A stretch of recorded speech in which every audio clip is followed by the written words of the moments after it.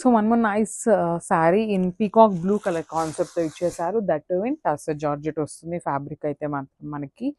So let's see the complete look of the sari. మనకి శారీ వచ్చేసి only కింద పార్ట్ ఆఫ్ ద బార్డర్ అయితే highlight చేస్తూ ఇచ్చారు. రిమైనింగ్ షోల్డర్ పార్ట్ దగ్గర ఏంటంటే మనకి సింపుల్ కడీ బార్డర్లో పేరప్ చేశారండి. బ్యూటిఫుల్ కడీ బార్డర్ వస్తుంది పైన.